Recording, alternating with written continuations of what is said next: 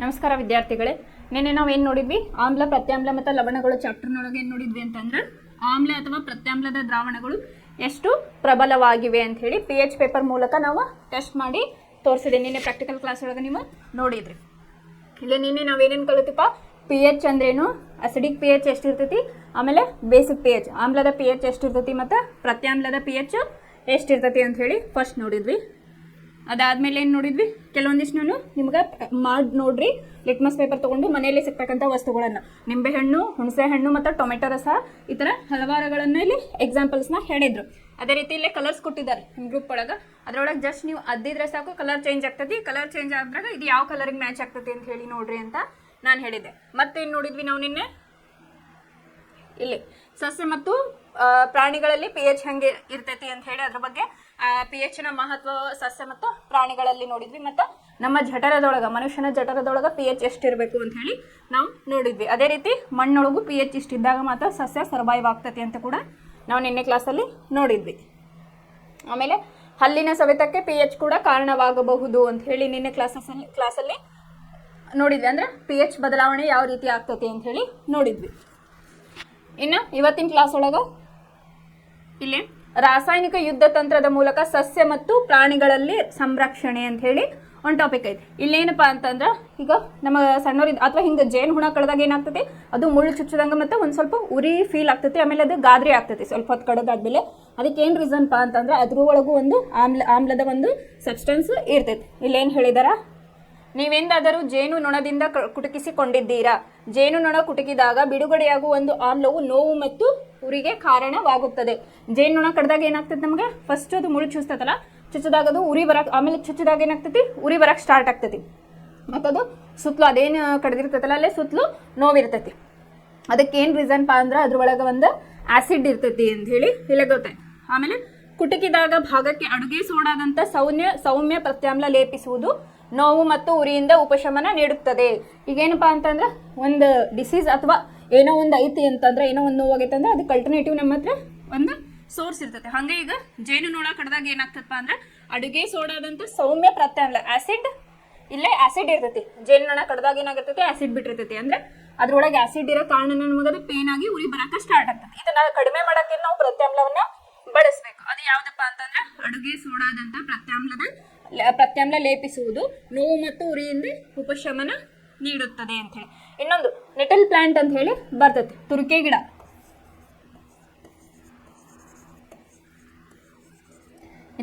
ಇದನ್ನ ಜಸ್ಟ್ ಅದ್ರೊಳಗೆ ಏನಾಗಿರ್ತಾವ ಅಂದ್ರೆ ಹೇರ್ ಲೈಕ್ ಸ್ಟ್ರಕ್ಚರ್ಸ್ ಅಥವಾ ಅವು ಮುಳ್ಳು ಇರ್ತಾವ ಎಲಿ ಒಳಗೆ.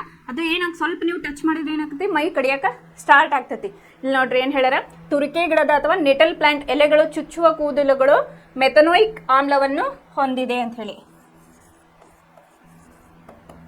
ಮೆಥನೋಯಿಕ್ ಆಮ್ಲ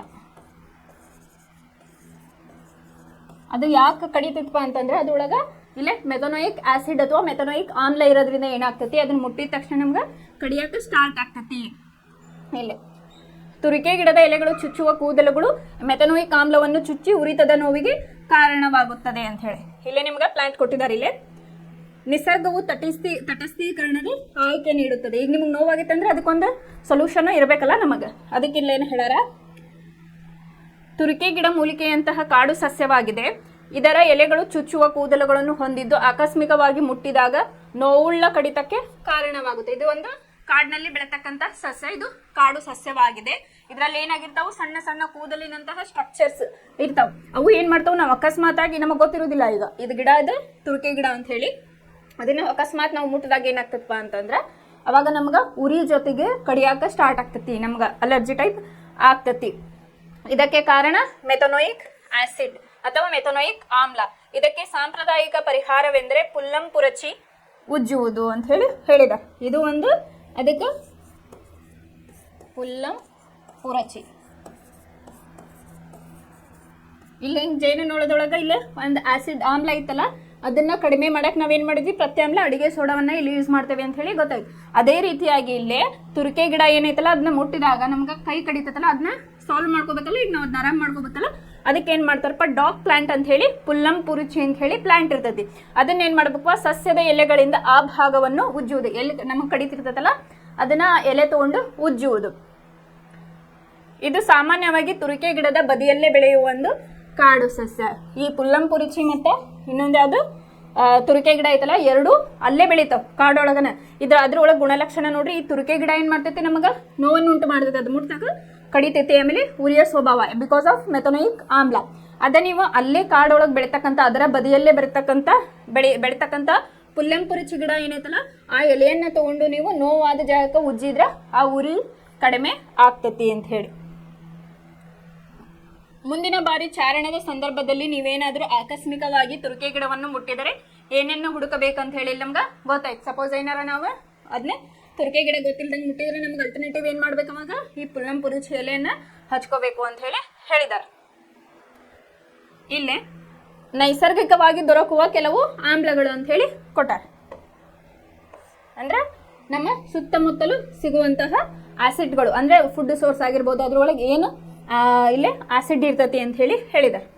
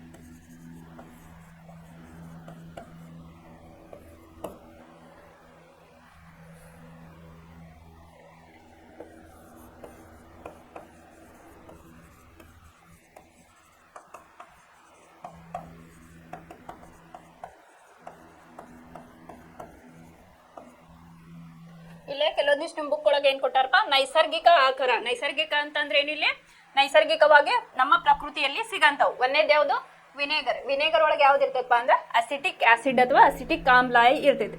ಇನ್ನ ಕಿತ್ತಳೆ ಒಳಗೆ ನಮ್ಗೆ ಗೊತ್ತಿರೋದ ಸಿಟ್ರಿಕ್ ಆಮ್ಲ ಇರ್ತೈತಿ. ಇವನ್ ಇದ್ರೊಳಗೆ ನಿಂಬೆ ಹಣ್ಣೊಳಗು ನಮ್ಗೆ ಸಿಟ್ರಿಕ್ ಆಮ್ಲ ಇರ್ತೈತಿ. ಆಮೇಲೆ ಹುಣಸೆ ಒಳಗೆ ಏನಾಗಿರ್ತೈತಿ, ಟರ್ಟರಿಕ್ ಆಸಿಡ್ ಇರ್ತೈತಿ. ಇನ್ನು ಟೊಮೆಟೊ ಒಳಗೆ ಏನಾಗಿರ್ತೈತಪ್ಪ ಅಂತಂದ್ರೆ ಆಕ್ಸಲಿಕ್ ಆಸಿಡ್ ಇರ್ತೈತಿ. ಮೊಸರೊಳಗೆ ಹೇಳಿದ್ದೆ ನಾನು ಲ್ಯಾಕ್ಟಿಕ್ ಆಸಿಡ್ ಇರ್ತೈತಿ. ಹಾಗಾಗಿ ಇಲ್ಲೇ ಲ್ಯಾಕ್ಟಿಕ್ ಆಸಿಡ್ ಇರೋದ್ರಿಂದನೇ ಏನಪ್ಪಾ ಅಂತಂದ್ರೆ ಮೊಸರನ್ನ ಅಥವಾ ಹುಳಿ ಪದಾರ್ಥಗಳನ್ನ ನಾವು ತಾಮ್ರದ ಕಾಪರ್ ಏನು ಡಿಶಸ್ ಇರ್ತಾವಲ್ಲ ಅದ್ರೊಳಗೆ ನಾವು ಇಡಂಗಿಲ್ಲ. ಯಾಕಂದ್ರೆ ಅದು ಮೆಟಲ್ ಜೊತೆಗೆ ರಿಯಾಕ್ಟ್ ಆಗಿ ಅದನ್ನ ಪಾಯ್ಸನ್ ಆಗಿ ಮಾಡ್ತೈತೆ ಅಥವಾ ಅದನ್ನ ವಿಷಪೂರಿತ ಆಹಾರವನ್ನಾಗಿ ಮಾಡ್ತೈತೆ. ಹಾಗಾಗಿ ಮೊಸರನ್ನ ನಾವು ಎದ್ರಾಗ ಇಡಂಗಿಲ್ಲ, ಇದ್ರೊಳಗೆ ಕಾಪರ್ ವೆಸಲ್ಸ್ ಒಳಗೆ ಇಡಂಗಿಲ್ಲ. ಇನ್ನ ಇರುವೆ ಕಡಿತ ಅಂತಂದ್ರೆ ಮೆಥನೋಯಿಕ್ ಆಮ್ಲ. ಇದು ಕಡ್ದಾಗ ಏನಾಗ್ತದೆ ನಮ್ಗೆ ಉರಿ ಫೀಲ್ ಇಲ್ಲೇ ಆಗ್ತೈತೆ. ಎಲ್ಲಿ ಕಡಿದಿರ್ತೈತಲ್ಲ ಅಲ್ಲಿ ಗಾದ್ರೆ ಆಗೋದು ಮತ್ತೆ ಉರಿತ ಸ್ಟಾರ್ಟ್ ಆಗ್ತದೆ. ಅದು ಯಾವ್ದಪ್ಪ ಅಂತಂದ್ರೆ ಮೆಥನೋಯಿಕ್. ಇನ್ನೊಂದು ತುರಿಕೆ ಗಿಡದೊಳಗೂ ಮೆಥನೋಯಿಕ್ ಆಮ್ಲ ಇರ್ತೈತಿ. ಇರುವೆ ಕಡಿತನು ಮೆಥನೋಯಿಕ್ ಆಮ್ಲ, ಮೊಸರ ಲ್ಯಾಕ್ಟಿಕ್ ಆಮ್ಲ ಇರ್ತೈತಿ. ಇದಿಷ್ಟು ಅಂತಂದ್ರೆ ನೈಸರ್ಗಿಕವಾಗಿ ದೊರಕುವ ಕೆಲವು ನಮ್ಗೆ ಆಸಿಡ್ಗಳು ನಮ್ಮ ಸುತ್ತಮುತ್ತಲು ಅಥವಾ ನಮ್ಮ ಮನೆಯಲ್ಲಿ ಯೂಸ್ ಮಾಡ್ತಕ್ಕಂಥ ಒಂದಿಷ್ಟು ಇಲ್ಲಿ ಪದಾರ್ಥಗಳೊಳಗೆ ಆ ಆಸಿಡ್ಗಳು ಯಾವ್ಯಾವ ಇರ್ತಾವ ಅಂತ ಹೇಳಿ ಇಲ್ಲಿ ಹೇಳಿದ. ಆಮೇಲೆ ಈಗ ಇಷ್ಟೊತ್ತು ಮಟ್ಟ ನಾವೇನ್ ಮಾಡಿದ್ವಿ, ಆಮ್ಲ ಪ್ರತ್ಯಾಮ್ಲಗಳ ಬಗ್ಗೆ ತಿಳ್ಕೊಂಡ್ವಿ. ಇನ್ನ ಏನ್ ಮಾಡೋಣ, ಲವಣಗಳ ಕುರಿತು ಸ್ವಲ್ಪ ಅಭ್ಯಾಸ ಮಾಡೋಣ.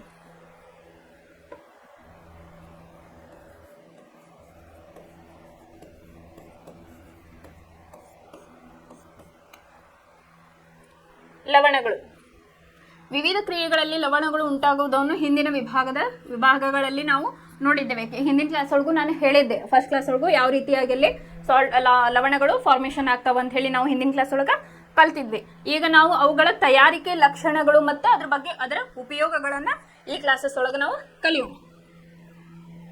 ಇಲ್ಲೇ ಚಟುವಟಿಕೆ ಅಂತ ಹೇಳಿ ನಿಮಗೆ ಕೊಟ್ಟಿದ್ದಾರೆ. ಇಲ್ಲಿ ಕೊಟ್ಟು ಏನ್ ಮಾಡಿದ್ದಾರೆ ಇಲ್ಲ ಅಂತಂದ್ರೆ ಈ ಕೆಳಗೆ ಕೊಟ್ಟಿರುವ ಲವಣಗಳ ಅಣುಸೂತ್ರ ಬರೀ. ನಿಮ್ಗೆ ಎಕ್ಸಾಮ್ನಾಗ ಏನ್ ಮಾಡ್ತಾರಪ್ಪ ಅಂತಂದ್ರೆ ಈಗ potassium sulphate, sodium sulphate, calcium sulphate, magnesium sulphate ಈ ತರ ಏನ್ ಮಾಡ್ತಾರ ಅಂತಂದ್ರೆ ಒಂದು 4 ಎಕ್ಸಾಂಪಲ್ ಕೊಡ್ತಾರೆ ಕನ್ನಡದ. ಅದನ್ನ ಏನ್ ಮಾಡ್ಬೇಕು ನೀವು ಸೂತ್ರದ ಮೂಲಕ ಬರೀರಿ ಅಂತ ಹೇಳಿ ಹೇಳ್ತಾರೆ. ಅದೇ ಇವನ್ನ ಪ್ರಾಕ್ಟೀಸ್ ಮಾಡ್ರಿ ನೀವು. ಇಲ್ಲೇ ಚಟುವಟಿಕೆ ಅಂತ ಏನ್ ಕೊಟ್ಟಿದಾರಲ್ಲ ಅದರ ಅಣುಸೂತ್ರವನ್ನ ಬರೀರಿ. ಆಮೇಲೆ ಯಾವ ಆಮ್ಲಗಳು ಮತ್ತು ಪ್ರತ್ಯಾಮ್ಲಗಳಿಂದ ಮೇಲಿನ ಲವಣಗಳನ್ನು ಪಡೆಯಬಹುದು ಎಂದು ಗುರುತಿಸಿರಿ. ಇಲ್ಲೇನದಾವಲ್ಲ ಎಕ್ಸಾಂಪಲ್ ಹೇಳಿದ್ರಲ್ಲ ಅವ್ರೆ, ಅದ್ರ ಒಳಗೆ ಏನ್ ಮಾಡಿದಾರೆ ಆಮ್ಲಗಳು ಮತ್ತು ಪ್ರತ್ಯಾಮ್ಲಗಳಿಂದ ಮೇಲಿನ ಲವಣಗಳನ್ನು ಪಡೆಯಬಹುದು ಅಂತ ಹೇಳಿ ಅಲ್ಲಿ ಅಬ್ಸರ್ವ್ ಮಾಡ್ರಿ ಅಥವಾ ಬರೆತೆಗಿರಿ ಅಂತ ಹೇಳಿದ್ದಾರೆ. ಇಲ್ಲೇ ಒಂದೇ ಧನ ಅಥವಾ ಋಣ ರ್ಯಾಡಿಕಲ್ಗಳನ್ನು ಹೊಂದಿರುವ ಲವಣಗಳು ಒಂದೇ ಕುಟುಂಬಕ್ಕೆ ಸೇರಿದವು ಅಂತ ಹೇಳಿ ಕರೀತೇವೆ. ಉದಾಹರಣೆಗೆ NaCl ಮತ್ತು Na2SO4 ಸೋಡಿಯಂ ಲವಣಗಳ ಕುಟುಂಬಕ್ಕೆ ಸೇರಿವೆ. ಇದೇ ರೀತಿ NaCl ಮತ್ತು KCl ಕ್ಲೋರೈಡ್ ಲವಣಗಳ ಕುಟುಂಬಕ್ಕೆ ಸೇರಿವೆ ಅಂತ ಹೇಳಿ ಹೇಳಿದೆ. ಇಲ್ಲೇ NaCl ತಗೊಳ್ರಿ. ಮತ್ತೆ ಇನ್ನೊಂದು ಇದನ್ನ ನೋಡ್ರಿ. NaCl ಅಂತಂದ್ರೆ ಇಲ್ಲೇನಾಗತ್ತಿ ಧನಾತ್ಮಕ ಮತ್ತು ಋಣಾತ್ಮಕ ಚಿಹ್ನೆಯನ್ನ ಇದು ಹೊಂದೈತಿ. Na+Cl-. ಅದಕ್ಕೇನು ಹೇಳಿದ್ದಾರೆ ಅವರು, ಧನ ಅಥವಾ ಋಣ ರ್ಯಾಡಿಕಲ್ಗಳನ್ನು ಹೊಂದಿರುವ ಲವಣಗಳು ಒಂದೇ ಕುಟುಂಬಕ್ಕೆ ಸೇರಿರುತ್ತವೆ. ಇಲ್ಲ ಐತಲ್ಲ Na+Cl- ಅಂತ ಹೇಳಿ ಕರಿತೇವೆ. ನೆಕ್ಸ್ಟ್ ಇದೇ ರೀತಿ NaCl ಮತ್ತು KCl ಕ್ಲೋರೈಡ್ ಲವಣಗಳ ಕುಟುಂಬಕ್ಕೆ ಸೇರಿವೆ ಅಂತ ಹೇಳಿ. KCl ಕೂಡ ಏನಾಗ್ತದೆ K++Cl-. ಇದು ಕೂಡ ಏನಾಗುತ್ತೆ ಕ್ಲೋರೈಡ್ ಲವಣಗಳ ಕುಟುಂಬಕ್ಕೆ ಸೇರಿದೆ ಅಂತ ಹೇಳಿ ಹೇಳ್ತಾರೆ. ಈ ತರ ನೀವು ಕ್ಯಾಟಯನು ಮತ್ತು ಆನಯನ್ ನೋಡಿ ಬಿಡಿಸಿ ಬರಿಬೇಕು. ಈಗ NaOH ತಗೊಂಡ್ರೆ ಏನಾಗ್ತದಪ್ಪ ಅಂದ್ರೆ NaOH Na+OH- ಈ ತರ ಬಿಡಿಸಿ ಬರಿಬೇಕು.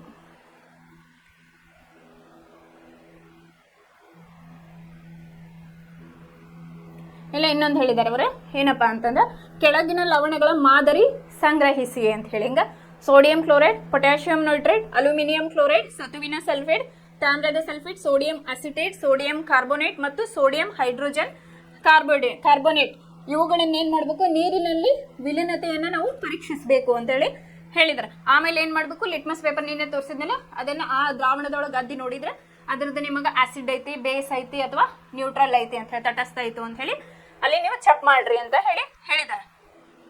ಇಲ್ಲಿ ಲಿಟ್ಮಸ್ನೊಂದಿಗೆ ಈ ದ್ರಾವಣಗಳ ಕ್ರಿಯೆಯನ್ನು ಪರೀಕ್ಷಿಸಿ ಮತ್ತು pH ಕಾಗದ ಬಳಸಿ ಅವುಗಳ pH ಕಂಡು ಹಿಡಿಯಿರಿ ಅಂತ ಹೇಳಿ.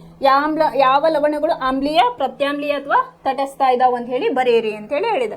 ನಿಮ್ಮ ವೀಕ್ಷಣೆಗಳನ್ನು ಕೋಷ್ಟಕ 2.4 ಅಲ್ಲಿ ವರದಿ ಮಾಡಿ. ಇಲ್ಲೇ ಕೋಷ್ಟಕ ಕೊಟ್ಟಿದ್ದಾರೆ ಅವರೇ ಲವಣ. ಫಾರ್ ಎಕ್ಸಾಂಪಲ್ ಇಲ್ಲಿ ಯಾವ್ದು ಹೇಳಿದಾರಪ್ಪ ಈಗ ಸೋಡಿಯಂ ಕ್ಲೋರೈಡ್ ಅಂತ ಹೇಳಿ ಹೇಳಿದ್ದಾರೆ. ಇಲ್ಲೇ NaCl ಬರೀರಿ. ಇಲ್ಲೇ pH ಎಷ್ಟು, ಬಳಸಿದ ಆಮ್ಲ, ಬಳಸಿದ ಪ್ರತ್ಯಾಮ್ಲ ಇಲ್ಲೇ ಕೋಷ್ಟಕದೊಳಗ ಬರೀಬೇಕು. ಪ್ರಬಲ ಆಮ್ಲ ಮತ್ತು ಪ್ರಬಲ ಪ್ರತ್ಯಾಮ್ಲಗಳ ಲವಣಗಳು ತಟಸ್ಥವಾಗಿದ್ದು ಅವುಗಳ pH ಮೌಲ್ಯ 7. ಪ್ರಬಲ ಆಮ್ಲ ಮತ್ತು ದುರ್ಬಲ ಪ್ರತ್ಯಾಮ್ಲದ ಲವಣಗಳು 7ಕ್ಕಿಂತ ಕಡಿಮೆ pH ಮೌಲ್ಯ ಹೊಂದಿದ್ದು ಆಮ್ಲೀಯವಾಗಿವೆ ಮತ್ತು ಪ್ರಬಲ ಪ್ರತ್ಯಾಮ್ಲ ಮತ್ತು ದುರ್ಬಲ ಆಮ್ಲಗಳ ಲವಣಗಳ pH ಮೌಲ್ಯ 7ಕ್ಕಿಂತ ಹೆಚ್ಚಿದ್ದು ಪ್ರತ್ಯಾಮ್ಲೀಯ ಸ್ವಭಾವವನ್ನ ಇವು ಹೊಂದಿವೆ. ಇದು ನಿನ್ನೆ ಕ್ಲಾಸ್ ಒಳಗೆ ನಾನು ಹೇಳಿದ್ದೆ. ಆಮ್ಲ, ಪ್ರತ್ಯಾಮ್ಲ, ತಟಸ್ಥ ಇದ್ರ ಬಗ್ಗೆ ನಿನ್ನೆ ಕ್ಲಾಸ್ ಒಳಗೆ ನಾವು ನೋಡಿದ್ವಿ. ಅಂದ್ರೆ ಇಲ್ಲೇನು ಹೇಳ್ಯಾರ, ಪ್ರಬಲ ಆಮ್ಲ ಮತ್ತು ಪ್ರಬಲ ಪ್ರತ್ಯಾಮ್ಲಗಳ ಲವಣಗಳು ತಟಸ್ಥವಾಗಿರ್ತಾವ ಅಂದ್ರೆ 7 ಇರ್ತತಿ ಅಂತ ಹೇಳಿ. ಪ್ರಬಲ ಆಮ್ಲ ಮತ್ತು ದುರ್ಬಲ ಪ್ರತ್ಯಾಮ್ಲ ಅದು ಲವಣಗಳು ಏನಾಗಿರ್ತತಿ 7ಕ್ಕಿಂತ ಕಡಿಮೆ pH ಅನ್ನ ಹೊಂದಿರ್ತತಿ. ಆಮೇಲೆ ಅವು ಏನಾಗಿರ್ತಾವು 7ಕ್ಕಿಂತ ಕಡಿಮೆ ಅಂದ್ರೆ ಆಮ್ಲೀಯವಾಗಿರ್ತಾವ ಅಥವಾ ಆಸಿಡಿಕ್ ಇರ್ತಾವ ಅಂತ ಹೇಳಿ. ಪ್ರಬಲ ಪ್ರತ್ಯಾಮ್ಲ ಮತ್ತು ದುರ್ಬಲ ಆಮ್ಲದ ಲವಣಗಳು pH ಮೌಲ್ಯ 7ಕ್ಕಿಂತ ಹೆಚ್ಚಿರ್ತತಿ ಅಂದ್ರೆ ಹೈಲಿ ಆಲ್ಕಲೈನ್ ಇರ್ತಾವು ಅಂತ ಹೇಳಿ ಇಲ್ಲ ಹೇಳಿದ.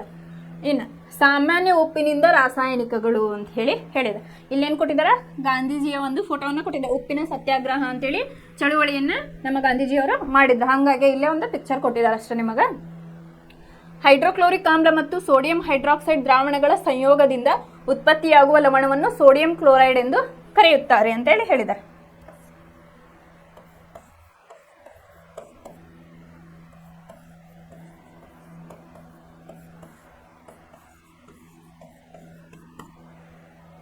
ಇಲ್ಲೇ ಇಷ್ಟ ಸಾಕ.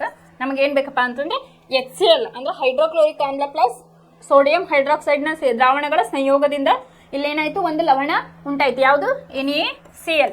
ಇದು ಮತ್ತು ಇದು ಸಂಯೋಗ ಹೊಂದಿ ಏನಾಯ್ತಪ್ಪ ಅಂತಂದ್ರೆ HCl ಸಂಯೋಗ ಹೊಂದಿ ನಮಗಿಲ್ಲೇ ಸಾಲ್ಟ್ ಫಾರ್ಮೇಷನ್ ಆಯ್ತು. ಯಾವುದು ಸೋಡಿಯಂ ಕ್ಲೋರೈಡ್ ಇಲ್ಲೇ ನಮಗೆ ಫಾರ್ಮೇಷನ್ ಆಯಿತು ಅಂತ ಹೇಳಿದ್ದಾರೆ.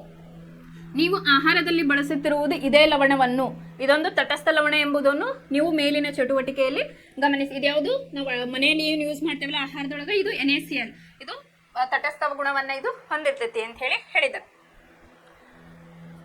ಸಮುದ್ರದ ನೀರು ತನ್ನಲ್ಲಿ ವಿಲೀನವಾಗಿರುವ ಅನೇಕ ಲವಣಗಳನ್ನು ಒಳಗೊಂಡಿದೆ. ಈ ಲವಣಗಳಿಂದ ಸೋಡಿಯಂ ಕ್ಲೋರೈಡ್ ಅನ್ನು ಬೇರ್ಪಡಿಸಲಾಗುತ್ತದೆ. ಈಗ ಸಮುದ್ರದಾಗ ಏನಾಗಿರ್ತದಪ್ಪ ಅಂತಂದ್ರ ವಿಲೀನ ಸಾಕಷ್ಟು ಅಲ್ಲಿ ಲವಣಗಳಲ್ಲಿ ಇರ್ತಾವ. ಅದರಿಂದ ಏನ್ ಮಾಡ್ತಾರೆ, ನಮಗ್ ಬೇಕಾಗಿದ್ದ ಯಾವುದು ಸೋಡಿಯಂ ಕ್ಲೋರೈಡ್ ಅನ್ನ ಅಲ್ಲಿ ಸಪರೇಟ್ ಮಾಡ್ತಾರೆ. ಘನ ಉಪ್ಪಿನ ಸಂಗ್ರಹಗಳು ವಿಶ್ವದ ಅನೇಕ ಭಾಗಗಳಲ್ಲಿ ಕಂಡುಬರುತ್ತವೆ. ಈ ದೊಡ್ಡ ಹರಳುಗಳು ತಮ್ಮಲ್ಲಿರುವ ಕಲ್ಮಶಗಳಿಂದಾಗಿ ಸಾಮಾನ್ಯವಾಗಿ ಕಂದು ಬಣ್ಣ ಹೊಂದಿರುತ್ತವೆ. ಏನಾಗಿರ್ತದೆ ಇಲ್ಲಿ ಏನ್ ಹೇಳಿದಾರೆ, ಘನ ಉಪ್ಪಿನ ಸಂಗ್ರಹಗಳು ವಿಶ್ವದ ಅನೇಕ ಭಾಗಗಳಲ್ಲಿ ಕಂಡು ಬರುತ್ತವೆ. ಘನ ಅಂತಂದ್ರೆ ಸ್ವಲ್ಪ ದೊಡ್ಡ ಹಳಕ್ಕಿರ್ತೈತಿ, ಘನ ಸ್ವಲ್ಪ ಕಲರ್ ಅದ ಕಪ್ಪು ಬಣ್ಣದ ಇರ್ತೈತೆ ಅಥವಾ ಕಂದು ಬಣ್ಣದ ಇರ್ತೈತೆ. ಅದು ಯಾಕೆ ಕಂದು ಬಣ್ಣ ಇರ್ತೈತಿ ಅಂತಂದ್ರೆ ತನ್ನಲ್ಲಿರುವ ಕಲ್ಮಶದಿಂದ ಅದು ಕಂದು ಬಣ್ಣ ಇರ್ತೈತಿ ಅಂತ ಹೇಳಿ. ಇದನ್ನ ಕಲ್ಲುಪ್ಪು ಅಥವಾ ರಾಕ್ ಸಾಲ್ಟ್ ಅಂತ ಹೇಳಿ ಕರೀತಾರೆ. ಇದು ಈಗ ಭಾಳ ಯೂಸ್ ಮಾಡಕತ್ತಾರೆ ಇದನ್ನ ರಾಕ್ ಸಾಲ್ಟ್ ಅಂತ ಹೇಳಿ. ಇಲ್ಲೇ ನಿಮ್ಗೆ ಏನು ಕೇಳುತ್ತಪ್ಪ, ರಾಕ್ ಸಾಲ್ಟ್ ಎಂದರೇನು ಅಂತ ಹೇಳಿ ಕೇಳಿದ್ರ ಅಂತಂದ್ರೆ ನೀವೇನ್ ಮಾಡ್ಬೇಕು, ಇಲ್ಲೇ ಸಮುದ್ರದ ನೀರಲ್ಲಿ ವಿಲೀನವಾಗಿರುವ ಅನೇಕ ಇಲ್ಲೇ ನಮ್ಗೆ ಏನಾಗಿರ್ತಾವಪ್ಪ ಲವಣಗಳನ್ನು ಹೊಂದಿರ್ತಾವ. ಆ ಘನ ಉಪ್ಪಿನ ಸಂಗ್ರಹಗಳು ವಿಶ್ವದ ಅನೇಕ ಭಾಗಗಳಲ್ಲಿ ಕಂಡು ಬರ್ತಾವು. ಈ ದೊಡ್ಡ ಹರಳುಗಳು ತಮ್ಮಲ್ಲಿರುವ ಕಲ್ಮಶದಿಂದಾಗಿ ಅವು ಸಾಮಾನ್ಯವಾಗಿ ಕಂದು ಬಣ್ಣವನ್ನು ಹೊಂದಿರುತ್ತವೆ. ಹಾಗಾಗಿ ಇವಕ್ಕ ನಾವು ರಾಕ್ ಸಾಲ್ಟ್ ಅಂತ ಹೇಳಿ ಕರಿತೇವೆ ಅಥವಾ ಕಲ್ಲುಪ್ಪು ಅಂತ ಹೇಳಿ ಕರಿತೇವೆ. ಆದಿಜೀವ ಕಲ್ಪದ ಸಮುದ್ರಗಳು ಒಣಗಿ ಹೋದಾಗ ಕಲ್ಲುಪ್ಪಿನ ಪದರಗಳು ಉಂಟಾಗುತ್ತವೆ. ಏನಿಲ್ಲ ಆದಿಜೀವ ಕಲ್ಪದ ಅಥವಾ ಬೈಗೋನ್ ಏಜಸ್ ಅಂತ ಹೇಳಿ ಹೇಳಿದ್ದಾರೆ. ಇಲ್ಲೇನಾಗ್ತದೆ, ಆದಿಜೀವ ಕಲ್ಪದ ಸಮುದ್ರಗಳು ಒಣಗಿ ಹೋದಾಗ ಕಲ್ಲುಪ್ಪಿನ ಪದರಗಳು ಉಂಟಾಗುತ್ತವೆ. ಕಲ್ಲಿದ್ದಲಿನಂತೆ ಕಲ್ಲುಪ್ಪಿನ ಗಣಿಗಾರಿಕೆ ನಡೆಸಲಾಗುತ್ತದೆ. ಕಲ್ಲಿದ್ದಲಿನಿಂದ ಏನ್ ಮಾಡ್ತಾರೆ, ಗಣಿಗಾರಿಕೆ ನಡೆಸಲ್ಲ. ಅದೇ ತರ ಕಲ್ಲಿದ್ದಲಿನಂತೆ ಕಲ್ಲುಪ್ಪಿನ ಗಣಿಗಾರಿಕೆಯನ್ನು ಕೂಡ ನಡೆಸ್ತಾರೆ ಅಂತೇಳಿ ಹೇಳಿದ್ದಾರೆ. ಮಹಾತ್ಮ ಗಾಂಧಿಯವರ ದಂಡಿ ಯಾತ್ರೆಯ ಕುರಿತು ನೀವು ಕೇಳಿರಬಹುದು. ಸೋಡಿಯಂ ಕ್ಲೋರೈಡ್ ನಮ್ಮ ಸ್ವಾತಂತ್ರ್ಯ ಹೋರಾಟದ ಒಂದು ಪ್ರಮುಖ ಸಂಕೇತವಾಗಿತ್ತು. ಅವಾಗ ಏನಾಗಿತ್ತು, ಇಲ್ಲಿ ಉಪ್ಪಿನ ಸತ್ಯಾಗ್ರಹ ಆಮೇಲೆ ದಂಡಿ ಯಾತ್ರೆ ಅಂತ ಹೇಳಿ ಗಾಂಧೀಜಿಯವರು ಕೈಗೊಂಡಿದ್ರು. ಯಾವುದಕ್ಕಂತಂದ್ರೆ ಈ ಸೋಡಿಯಂ ಕ್ಲೋರೈಡ್ ಏನಿತ್ತಲ್ಲ ಇಲ್ಲೇ ಅದರದ್ದು ಒಂದು ಮೇನ್ ಉದ್ದೇಶ ಆಗಿತ್ತು ಅಂತ ಹೇಳಿ. ಅಲ್ಲೇ ಸೋಡಿಯಂ ಕ್ಲೋರೈಡ್ ನಮ್ಮ ಸ್ವಾತಂತ್ರ್ಯ ಹೋರಾಟದ ಒಂದು ಪ್ರಮುಖ ಸಂಕೇತವಾಗಿತ್ತು ಅಂತ ಹೇಳಿ ಇಲ್ಲಿ ಅದ ಹೇಳಿದ್ನಲ್ಲ, ಅದ್ರ ಸಲುವಾಗಿನೇ ಈ ಪಿಕ್ಚರ್ ಇಲ್ಲ ಕೊಟ್ಟಿದ್ದಾರೆ ಗಾಂಧೀಜಿಯವರು. ಸಾಮಾನ್ಯ ಉಪ್ಪು, ಈಗ ಮನೆಯಲ್ಲಿ ನಾವು ಯೂಸ್ ಮಾಡ್ತೇವಲ್ಲ ಅದು ಸಾಮಾನ್ಯ ಉಪ್ಪು ರಾಸಾಯನಿಕಗಳಿಗೆ ಒಂದು ಕಚ್ಚಾ ವಸ್ತುವಾಗಿ ಇಲ್ಲಿ ಯೂಸ್ ಮಾಡ್ತೀವಿ ಅಂತ ಹೇಳಿ. ಹೀಗೆ ಪಡೆದ ಸಾಮಾನ್ಯ ಉಪ್ಪು ಸೋಡಿಯಂ ಹೈಡ್ರಾಕ್ಸೈಡ್, ಅಡಿಗೆ ಸೋಡಾ, ವಾಷಿಂಗ್ ಸೋಡಾ, ಚಲುವೆ ಪುಡಿಯಂತಹ ಅನೇಕ ದಿನಬಳಕೆ ವಸ್ತುಗಳಿಗೆ ಪ್ರಮುಖ ಕಚ್ಚಾ ವಸ್ತು ಆಗೈತೆ. ಯಾವ್ದಿದು ಸಾಮಾನ್ಯ ವಸ್ತು, ಯಾವ್ದಾವ್ದಕ್ಕ ಸೋಡಿಯಂ ಹೈಡ್ರಾಕ್ಸೈಡ್, ಅಡಿಗೆ ಸೋಡಾ, ವಾಷಿಂಗ್ ಸೋಡಾ, ಚಲುವೆ ಪುಡಿ. ಈ ಚಲುವೆ ಪುಡಿ ಬಗ್ಗೆ ನಾನು ಇನ್ ಡೀಟೇಲ್ ಆಗಿ ಹೇಳ್ತೇನೆ. ಈಗ ನಾವು ಹೇಗೆ ಒಂದು ವಸ್ತುವನ್ನು ಈ ಎಲ್ಲಾ ವಸ್ತುಗಳ ತಯಾರಿಕೆಯಲ್ಲಿ ಬಳಸುತ್ತಾರೆ ಅಂತ ಹೇಳಿ ಇಲ್ಲಿ ನಾವು ನೋಡೋಣ. ಈಗ ಫಾರ್ ಎಕ್ಸಾಂಪಲ್ ಸೋಡಿಯಂ ಹೈಡ್ರಾಕ್ಸೈಡ್ ಬಗ್ಗೆ ನೋಡೋಣ. ಇದು ಒಂದೇದು ಯಾವುದು,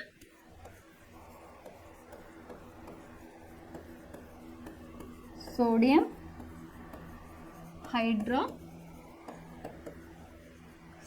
ಅಥವಾ NaOH.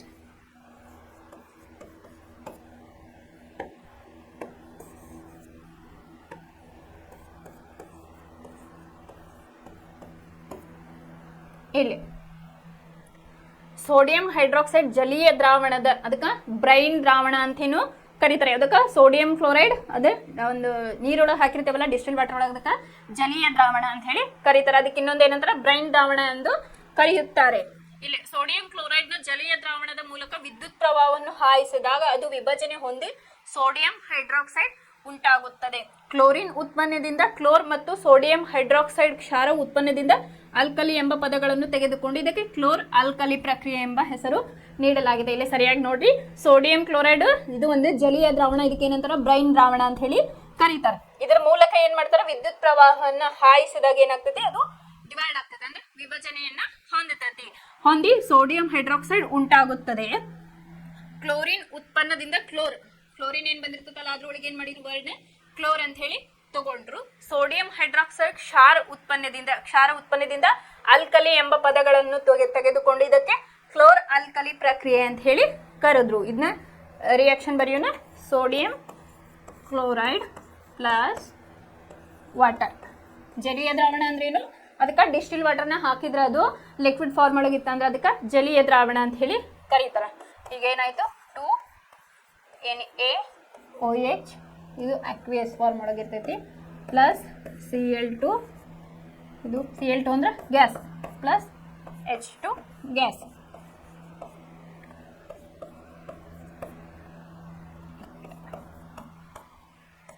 ಇಲ್ಲಿ ರಿಯಾಕ್ಷನ್ ಅಬ್ಸರ್ವ್ ಮಾಡ್ರಿ. ಸೋಡಿಯಂ ಕ್ಲೋರೈಡ್ ಇದು ಜಲೀಯ ದ್ರಾವಣ. ಇದನ್ನ ಏನ್ ಮಾಡಿದ್ರಪ್ಪ ಅಂತಂದ್ರೆ ವಿದ್ಯುತ್ ಪ್ರವಾಹದ ಮೂಲಕ ಹಾಯಿಸಿದಾಗ ನಮ್ಗೆ ಸೋಡಿಯಂ ಹೈಡ್ರಾಕ್ಸೈಡ್ ಇಲ್ಲೇ ಬಂತು ಇಲ್ಲೇನಾಯ್ತು, ಅದು ವಿಭಜನೆ ಹೊಂದಿ ಸೋಡಿಯಂ ಹೈಡ್ರಾಕ್ಸೈಡ್ ಉಂಟಾಗುತ್ತದೆ. ವಿಭಜನೆ ಹೊಂದಿದೆ, ಇದನ್ನ NaCl ನೀರಿಗೆ ಹಾಕಿದ್ವಿ, ಅದು ವಿಭಜನೆ ಹೊಂದಿ ಸೋಡಿಯಂ ಹೈಡ್ರಾಕ್ಸೈಡ್ ಬಂತು. ಇಲ್ಲೇ ಕ್ಲೋರಿನ್ ಉತ್ಪನ್ನದಿಂದ ಕ್ಲೋರ್ ಮತ್ತು ಸೋಡಿಯಂ ಹೈಡ್ರಾಕ್ಸೈಡ್ನಿಂದ ಸೋಡಿಯಂ ಹೈಡ್ರಾಕ್ಸೈಡ್ ಕ್ಷಾರ ಉತ್ಪನ್ನದಿಂದ ಆಲ್ಕಲಿ ಎಂಬ ಪದಗಳನ್ನು ಇಲ್ಲಿ ತೆಗೆದುಕೊಂಡು ಏನ್ ಮಾಡಿದ್ರಪ್ಪ ಅಂತಂದ್ರೆ ಇದಕ್ಕೆ ಕ್ಲೋರೋ ಆಲ್ಕಲಿ ಪ್ರಕ್ರಿಯೆ ಅಂತ ಹೇಳಿ ಹೆಸರಿಟ್ರು.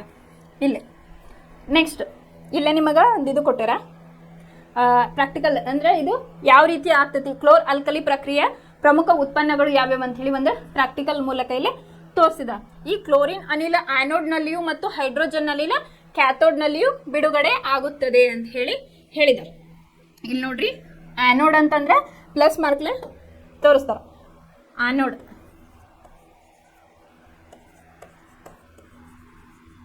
ಇದು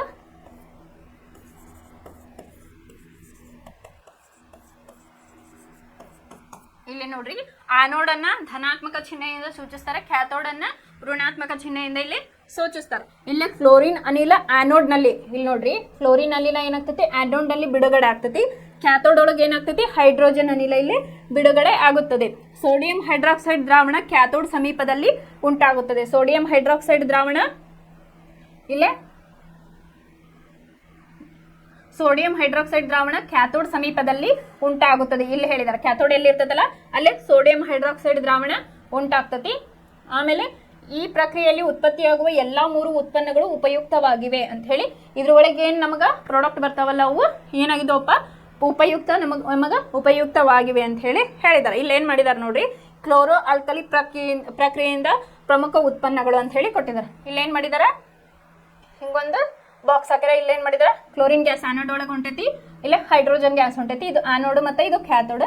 ಇಲ್ಲೇ ಬ್ರೈನ್ ದ್ರಾವಣ ಅಂತ ನಾ ಏನ್ ಹೇಳಿದೆ, ಇಲ್ಲಿ ಹೇಳಿದ್ರಲ್ಲ ಸೋಡಿಯಂ ಕ್ಲೋರೈಡ್ ಜಲೀಯ ದ್ರಾವಣವನ್ನ ಇಲ್ಲೇ ಹಾಕಿದಾರೆ. ಇದಕ್ಕೆ ಬ್ರೈನ್ ದ್ರಾವಣ ಅಂತ ಹೇಳಿ ಕರೀತಾರ.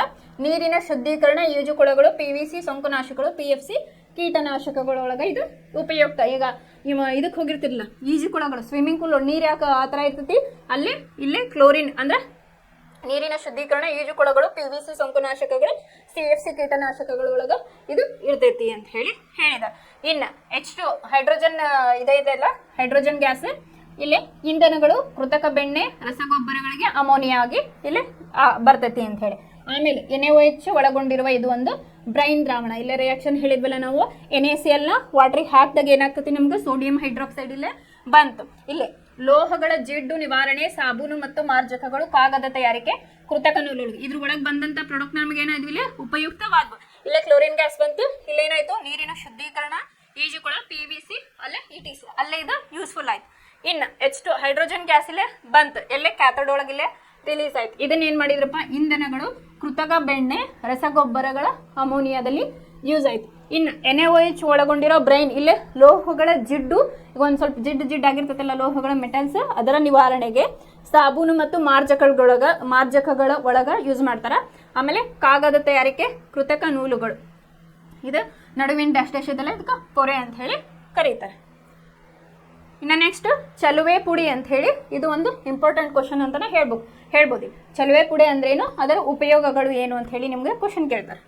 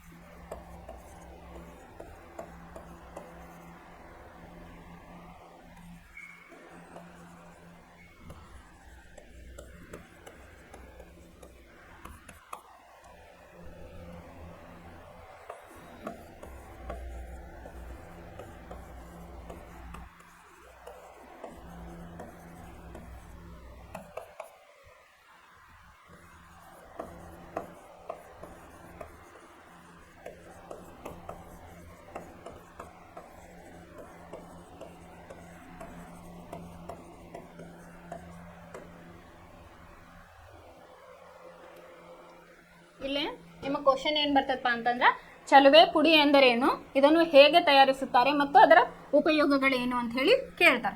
ಫಸ್ಟ್ ನೀವೇನು ಮಾಡ್ಬೇಕಪ್ಪ ಅಂತಂದ್ರೆ ಚಲುವೆ ಪುಡಿ ಅಂದ್ರೆ ಏನಂತ ಹೇಳಿ ತಿಳ್ಕೊಳ್ರಿ. ಜಲೀಯ ಸೋಡಿಯಂ ಕ್ಲೋರೈಡ್ ಅಥವಾ ಬ್ರೈನ್ ದ್ರಾವಣದ ವಿದ್ಯುತ್ ವಿಭಜನೆಯಲ್ಲಿ ಕ್ಲೋರಿನ್ ಉತ್ಪತ್ತಿಯಾಗುವುದು ನೋಡಿದ್ವಿ. ಇಲ್ಲೇನಾಯ್ತು ನಮಗೆ ಜಲೀಯ ಸೋಡಿಯಂ ಕ್ಲೋರೈಡ್ ಇಲ್ಲೇ ಬ್ರೈನ್ ದ್ರಾವಣ ಏನಿತ್ತಲ್ಲ ಅಲ್ಲೇ ಕ್ಲೋರಿನ್ ಉತ್ಪತ್ತಿ ಆಗೋದನ್ನ ನಾವಿಲ್ಲಿ ನೋಡಿದ್ವಿ. ಇಲ್ಲಿ ಚಿತ್ರದೊಳಗೆ ಏನಾಗಿತ್ತಿಲ್ಲ ಆ್ಯನೋಡ್ ಒಳಗೆ ಕ್ಲೋರಿನ್ ಉತ್ಪತ್ತಿ ಆಗೋದು ನಮಗೆಲ್ಲ ಗೊತ್ತಾಯ್ತು. ಇಲ್ಲಿ ಈ ಕ್ಲೋರಿನ್ ಅನಿಲವನ್ನು ಚಲುವೆ ಪುಡಿ ತಯಾರಿಕೆಯಲ್ಲಿ ಬಳಸಲಾಗುತ್ತದೆ. ಈ ಕ್ಲೋರಿನ್ ಎಲ್ಲಿ ಯೂಸ್ ಮಾಡ್ತಾರಪ್ಪ? ಚಲುವೆ ಪುಡಿ ತಯಾರಿಕೆ ಒಳಗೆ ಯೂಸ್ ಮಾಡುತ್ತಾರೆ, ಇಲ್ಲಿ ಬಳಸಲಾಗುತ್ತದೆ. ಶುಷ್ಕ ಅರಳಿದ ಸುಣ್ಣ ಅಂದ್ರೆ CaOH ಟ್ವೈಸ್, ಅದಕ್ಕೆ ಏನಂತಾರ ಶುಷ್ಕ ಅರಳಿದ ಸುಣ್ಣ, ಹಳ್ಳಿದ ಸುಣ್ಣ ಅಂತೇಳಿ ಹಳ್ಳಿ ಸೈಡ್ ಕರಿತಿರ್ತಾರ. ಅದಕ್ಕೆ ಇಲ್ಲಿ ಶುಷ್ಕ ಅರಳಿದ ಸುಣ್ಣದೊಂದಿಗೆ ಕ್ಲೋರಿನ್ನ ಹಾಯಿಸಿದಾಗ ಅಥವಾ ಕ್ಲೋರಿನ್ನ ವರ್ತನೆಯಿಂದ ಚಲುವೆ ಪುಡಿ ಉಂಟಾಗ್ತತಿ ಅಂತ ಹೇಳಿ ನೀವು ಇಲ್ಲಿ ಬರಿಬೇಕು. ಫಸ್ಟ್ ಚಲುವೆ ಪುಡಿ ಇಲ್ಲಿ ಯಾವ ರೀತಿ ಆಗ್ತತಿ? ಈಗ ನಮಗೆ ಏನಾಗಿರ್ತೈತಿ, ಸೋಡಿಯಂ ಕ್ಲೋರೈಡ್ ಬ್ರೈನ್ ದ್ರಾವಣದೊಳಗೆ ವಿದ್ಯುತ್ ವಿಭಜನೆ ಆದಾಗ ಏನಾಗ್ತದಪ್ಪ, ಇಲ್ಲಿ ನಮಗೆ ಕ್ಲೋರಿನ್ ಉತ್ಪತ್ತಿ ಆಗ್ತತಿ. ಈ ಕ್ಲೋರಿನ್ ಅನಿಲ ಚಲುವೆ ಪುಡಿ ಬ್ಲೀಚಿಂಗ್ ಪೌಡರ್ ಅಂತ ಹೇಳಿ ಕರೀತಾರೆ, ಇದರ ತಯಾರಿಕೆಯಲ್ಲಿ ಬಳಸುತ್ತಾರೆ. ಶುಷ್ಕ ಅರಳಿದ ಸುಣ್ಣದೊಂದಿಗೆ ಕ್ಲೋರಿನ್ ವರ್ತನೆಯಿಂದ ನಮಗೇನಾಗ್ತೈತಿ, ಚಲುವೆ ಪುಡಿ ತಯಾರಿಸಲಾಗುತ್ತದೆ. ಆದರೆ ನೈಜ ಸಂಯೋಜನೆ ಸಂಕೀರ್ಣವಾಗಿದ್ದರೂ ಚಲುವೆ ಪುಡಿಯನ್ನು CaOCl2 ಸೂತ್ರದಿಂದ ಇಲ್ಲಿ ನಾವು ಬರಿತೇವೆ. ಇಲ್ಲೇ ಒಂದು ಫಾರ್ಮುಲಾ ಬರ್ತೈತೆ. ಇದು ಅರಳಿದ ಸುಣ್ಣ CaOH ಟ್ವೈಸ್, ಇದು ಕ್ಲೋರಿನ್ ಜೊತೆಗೆ ವರ್ತಿಸಿದಾಗ ಏನಾಯ್ತು ನಮಗಿದ CaOCl2, ಇದಕ್ಕೇನಂತಾರ ಚಲುವೆ ಪುಡಿ ಬಂತಿಲ್ಲ. ಪ್ಲಸ್ ವಾಟರ್ ಇಲ್ಲ ಬಂತು. ಇದನ್ನ ನೀವೇನು ಮಾಡಬೇಕು, ರಿಯಾಕ್ಷನ್ನ ಬರಿಬೇಕು ಯಾವ ರೀತಿ ಆಗ್ತತಿ ಅಂತ ಹೇಳಿ. ಈ CaOCl2 ಇದೆಲ್ಲ ಇದ್ರ ಕೆಳಗೆ ನೀವೇನು ಮಾಡ್ರಿ, ಇದು ಚಲುವೆ ಪುಡಿ ಅಂತ ಹೇಳಿ ಬರಿಬೇಕು.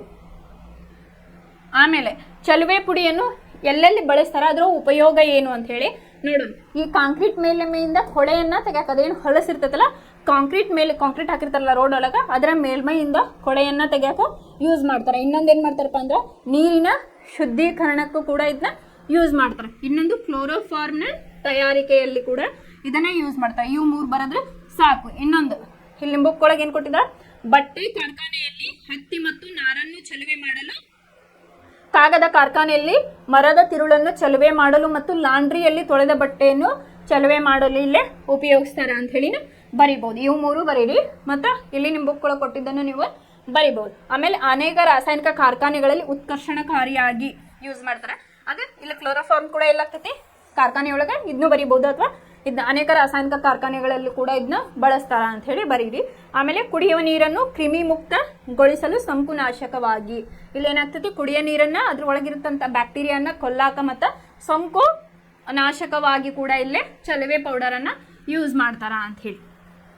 ಇನ್ನು ನೆಕ್ಸ್ಟ್ ಅಡುಗೆ ಸೋಡಾ, ಇದು ನಾವು ಮನೇಲಿ ಯೂಸ್ ಮಾಡ್ತೀವಿ. ಇದನ್ನ ಎದಕ್ಕೆ ಮಾಡ್ತೇವೆ ಅಂತ ಹೇಳಿ ಕಲಿಯೋಣ. ಅಡುಗೆ ಸೋಡಾವನ್ನು ಸಾಮಾನ್ಯವಾಗಿ ಅಡುಗೆ ಮನೆಯಲ್ಲಿ ರುಚಿಯಾದ ಗರಿಯಾದ ಒಂದು ಆಹಾರವನ್ನು ಪಕೋಡ ಅಥವಾ ಬಜ್ಜಿ ಏನು ಕರಿತಾವಲ್ಲ, ಮಿರ್ಚಿ ಬಜ್ಜಿ ಈ ಥರ ಕರ್ದಿದ ಐಟಮ್ಸಿಗೆ ಇದನ್ನ ಹಾಕ್ತೇವೆ ಅಂತ ಹೇಳಿ ಇತ್ಯಾದಿಗಳ ತಯಾರಿಕೆಯಲ್ಲಿ ಉಪಯೋಗಿಸುತ್ತಾರೆ. ಕೆಲವೊಮ್ಮೆ ಇದನ್ನು ಅಡುಗೆ ಬೇಯುವ ವೇಗ ಹೆಚ್ಚಿಸಲು ಸೇರಿಸುತ್ತಾರೆ. ಇದನ್ನು ಮೇನ್ ಎದಕ್ಕೆ ಯೂಸ್ ಮಾಡ್ತಾರೆ ಅಂದರೆ ನಮ್ಮ ಅಡುಗೆ ಮನೆಯಲ್ಲಿ ಬಜ್ಜಿ ಪಕೋಡ ಗರಿಯಾದ ಒಂದು ಆಹಾರವನ್ನು ತಯಾರಿಸಲು ಯೂಸ್ ಮಾಡ್ತಾರೆ. ಆಮೇಲೆ ಇದನ್ನ ಆಹಾರ ಬೇಗ ಬೇಯಲಿ ಅಂತ ಹೇಳಿ ಅಡುಗೆಗೂ ಕೂಡ ಇದನ್ನ ಯೂಸ್ ಮಾಡ್ತಾರೆ. ಈ ಸಂಯುಕ್ತದ ರಾಸಾಯನಿಕ ಹೆಸರು ಸೋಡಿಯಂ ಹೈಡ್ರೋಜನ್ ಕಾರ್ಬೋನೇಟ್. ಇದು ಯಾವುದು? ನಮ್ದು ಅಡುಗೆ ಸೋಡಾ NaHCO3. ಇದು ಇದರದ ಸೂತ್ರ ಅಥವಾ ಫಾರ್ಮುಲಾ ಅಂತ ಹೇಳಿ ಕರಿತೇವೆ. ಇದರ ತಯಾರಿಕೆಯಲ್ಲಿ ಸೋಡಿಯಂ ಕ್ಲೋರೈಡ್ ಅನ್ನು ಒಂದು ಕಚ್ಚಾ ವಸ್ತುವಾಗಿ ಇಲ್ಲಿ ಉಪಯೋಗಿಸ್ತಾರೆ. ನಾವು ಅದಕ್ಕೆ ಫಸ್ಟ್ ಇದನ್ನ ಇಲ್ಲಿ ತೊಗೊಂಡಾಗ ಏನಿದೆ, ಸೋಡಿಯಂ ಕ್ಲೋರೈಡ್ ಕಚ್ಚಾ ವಸ್ತು ಅಂತ ಹೇಳಿ ಹೇಳಿದ್ವಿ. ಹಾಗಾಗಿ ಇಲ್ಲಿ ಏನು ಮಾಡ್ತಾರಪ್ಪ ಅಂದ್ರೆ ಇದರ ತಯಾರಿಕೆಯಲ್ಲಿ ಸೋಡಿಯಂ ಕ್ಲೋರೈಡ್ ಅನ್ನು ಒಂದು ಕಚ್ಚಾ ವಸ್ತುವಾಗಿ ಇಲ್ಲಿ ಬಳಸ್ತಾರ ಅಂತ ಹೇಳಿ ಹೇಳಿದ್ರು. ಇಲ್ಲಿ ನೋಡಿ NaCl plus water plus carbon dioxide plus NH3 ಮಾಡಿದಾಗ ಇಲ್ಲಿ NH4